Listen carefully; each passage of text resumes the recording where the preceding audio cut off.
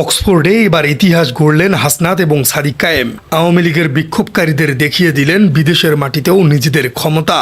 দর্শক, পৃথিবীর অন্যতম প্রাচীন এবং মর্যাদাপূর্ণ বিতর্কের মঞ্চ অক্সফোর্ড ইউনিয়ন সোসাইটি, যেখানে একসময় বক্তব্য রেখেছেন উইনস্টন চার্চিল থেকে শুরু করে আলবার্ট আইনস্টাইনের মতো বিশ্ববরেণ্য ব্যক্তিরা। আর সেই ঐতিহাসিক এবং অভিজাত মঞ্চেই এবার রচিত হল নতুন এক স্বাধীন বাংলাদেশের গৌরবোজ্জ্বল গল্প। বুক চিতিয়ে বীরের বেশে অক্সফোর্ডে প্রবেশ করলেন কুমিল্লা ৪ আসনের তরুণ সংসদ সদস্য হাসনাত আব্দুল্লাহ এবং ঢাকা বিশ্ববিদ্যালয়ের কেন্দ্রীয় ছাত্র সংসদের ভিপি সাদিক কায়েম। তাদের এই ইতিহাস গড়ার পথটি মোটেও মসৃণ ছিল না। অক্সফোর্ডের বাইরে তখন চলছিল এক রুদ্ধশ্বাস স্নায়ুযুদ্ধ। জয় বাংলা, জয় বঙ্গবন্ধু। আমরা ভীষণ বাদামে যাচ্ছি আমাদের দেশ। পতিত স্বৈরাচার আওয়ামী লীগের নেতাকর্মীরা যখন এই অনুষ্ঠান পণ্ড করার জন্য পুরোপুরি মরিয়া হয়ে উঠেছিল, তখন তাদের সামনে পাহাড়ের মতো ঢাল হয়ে দাঁড়িয়েছিল জামায়াতে ইসলামী, ইসলামী ছাত্র শিবির এবং এনসিপির শত শত অকুতোভয় নেতাকর্মী।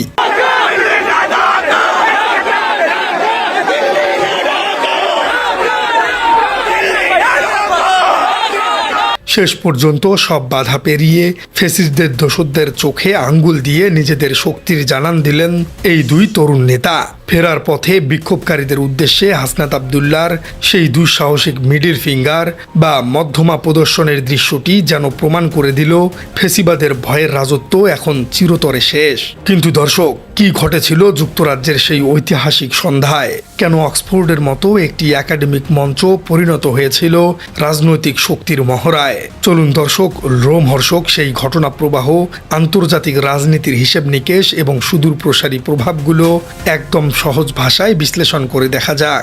গত 14 জুন 2026 রবিবার সন্ধ্যায় যুক্তরাজ্যের অক্সফোর্ড ইউনিয়ন সোসাইটিতে একটি বিশেষ প্যানেল আলোচনার আয়োজন করা হয়, যার বিষয়বস্তু ছিল the student lead upspring and the future of post revolutionary Bangladesh, অর্থাৎ ছাত্র নেতৃত্বাধীন গণ অভ্যুত্থান এবং বিপ্লব পরবর্তী বাংলাদেশের ভবিষ্যৎ। জুলাইয়ের যে রক্তক্ষয়ী গণ অভ্যুত্থানের মাধ্যমে বাংলাদেশ 15 বছরের ফেসিবাদের পতন ঘটেছে, সেই ইতিহাস আন্তর্জাতিক সম্প্রদায়ের সামনে তুলে ধরার জন্যই আমন্ত্রিত হয়েছিলেন গণ অভ্যুত্থানের দুই মাস্টারমাইন্ড হাসনাত আব্দুল্লাহ এবং ডাকসু ভিপি সাদিক কায়েম।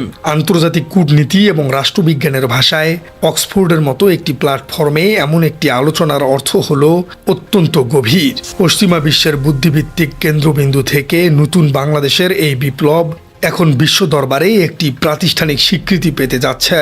এটি শুধু একটি সেমিনার নয়, এটি ছিল গ্লোবাল কমিউনিটির কাছে জুলাই বিপ্লবের জাস্টিফিকেশন বা ন্যায্যতা প্রমাণের এক বিশাল সূচক। কিন্তু বাংলাদেশের এই আন্তর্জাতিক অর্জনকে কোনোভাবেই মেনে নিতে পারছিল না যুক্তরাজ্যে অবস্থানরত পালাতক এবং নিষিদ্ধ ঘোষিত আওয়ামী লীগের নেতাকর্মীরা।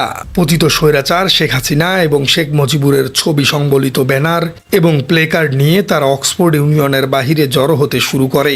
তাদের মতলব ছিল একটাই, যে কোনো মূল্যে বিশৃঙ্খলা তৈরি করে এই আন্তর্জাতিক অনুষ্ঠানকে বাধাগ্রস্ত করা এবং বিশ্বমঞ্চে বাংলাদেশের ভাবমূর্তি ক্ষুণ্ণ করা। হাসনাত আব্দুল্লাহ এবং সাদিক কায়েমকে উদ্দেশ্য করে তারা অনবরত স্লোগান দিতে থাকে। বিশ্লেষকদের মতে আওয়ামী লীগের এই আচরণ মূলত তাদের চরম রাজনৈতিক হতাশা এবং মনস্তাত্ত্বিক দেউলিয়াত্বেরই নগ্ন বহিঃপ্রকাশ। যে দলের নেত্রী স্বয়ং ছাত্র জনতার তোপের মুখে দেশ ছেড়ে পালিয়েছেন, তাদের মুখে অন্যের পালায়ন নিয়ে স্লোগান দেওয়াটা এক চরম রাজনৈতিক রসিকতা।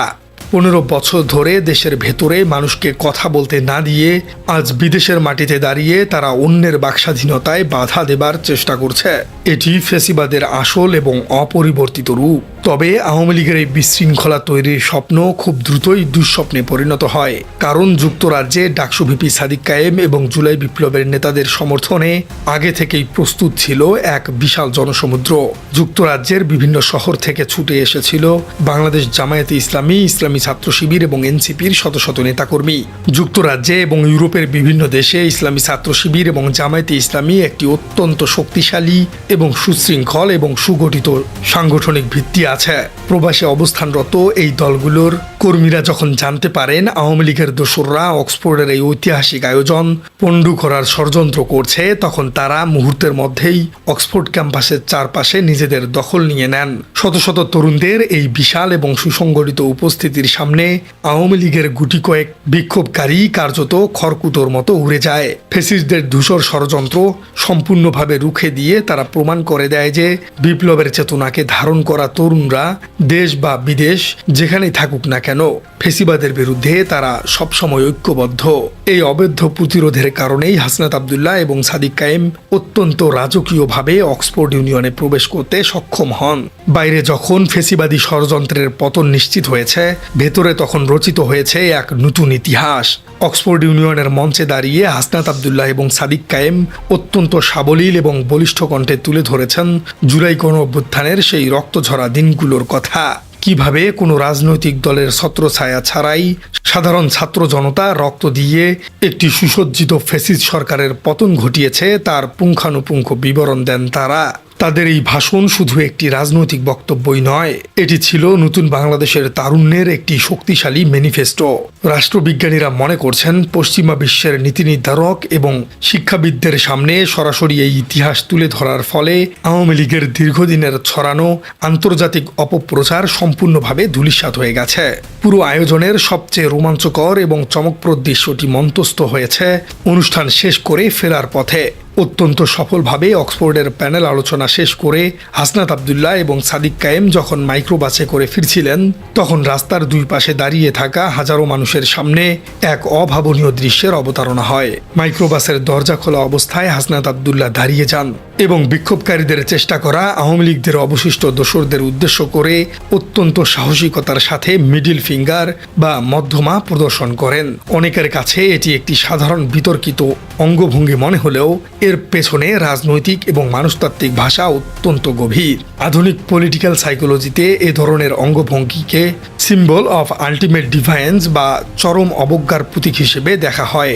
হাসনাত আব্দুল্লাহর এই অঙ্গভঙ্গি মূলত প্রমাণ করে যে স্বৈরাচারের চোখ রাঙানিকে তরুণ প্রজন্ম আর বিন্দুমাত্র পরোয়া করে না। 15 বছর ধরে যে আওয়ামী লীগ মানুষের ভয় দেখিয়ে রাজত্ব করেছে, আজ বিদেশের মাটিতে তাদের সেই ভীতি প্রদর্শনের অপচেষ্টাকে আক্ষরিক অর্থেই অবজ্ঞা ছুড়ে দেয়া হলো। এটি ছিল পতিত ফ্যাসিস্টদের মানুষতাত্ত্বিক কফিনে শেষ পেরেক ঠুকে দেওয়ার মতো একটি ঘটনা। দর্শক, অক্সফোর্ডের এই ঘটনা প্রবাহ বাংলাদেশের রাজনীতির কয়েকটি অত্যন্ত গুরুত্বপূর্ণ সমীকরণকে সামনে নিয়ে এসেছে। এক সময় যুক্তরাজ্য এবং ইউরোপের বিভিন্ন দেশে আওয়ামী লীগের একচ্ছত্র আধিপত্য ছিল। তারা চাইলেই যে কোনো বিরোধী দলের সভা সমাবেশ পণ্ডু করে দিতে পারত। কিন্তু অক্সফোর্ডের মাঠে জামাত শিবির এবং এনসিপির এই বিশাল শোডাউন প্রমাণ করেছে যে বিদেশের মাটিতেও আওয়ামী লীগের সেই পেশি শক্তি আজ পুরোপুরি বিলুপ্ত। প্রবাসী বাংলাদেশিরা এখন ফেসিবাদের বিরুদ্ধে সম্পূর্ণ ঐক্যবদ্ধ এবং সোচ্চার।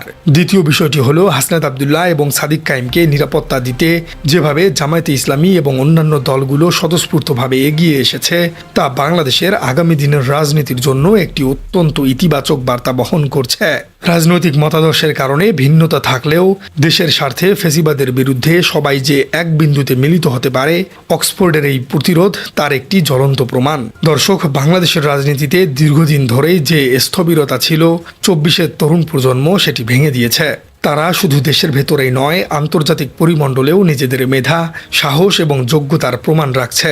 অক্সফোর্ড ইউনিয়নের মতো জায়গায় সাবলীলভাবে বিপ্লবের গল্প তুলে ধরা প্রমাণ করে যে বাংলাদেশের আগামী দিনের নেতৃত্ব অনেক বেশি আন্তর্জাতিক মানের, সাহসী এবং সুদূর প্রসারী। প্রিয় দর্শক, আপনার কি মনে হয় অক্সফোর্ড ইউনিয়নে সাদিক কায়েম এবং হাসনাত আব্দুল্লাহর বক্তব্য দিতে যাওয়া এবং সেখানে পতিত স্বৈরাচার আওয়ামী লীগের বাধা দেবার চেষ্টা, এই বিষয়টিকে আপনি কিভাবে দেখছেন? সাদিক কায়েমরা কি আসলেই পারছে অক্সফোর্ডে ইতিহাস গড়তে? কমেন্টে জানিয়ে দিন আপনার সুচিন্তিত মতামত। আর আমাদের চ্যানেলে নতুন হয়ে থাকলে চ্যানেলটি সাবস্ক্রাইব করার অনুরোধ থাকলো। দেখা হচ্ছে পরবর্তী কোনো ভিডিওতে।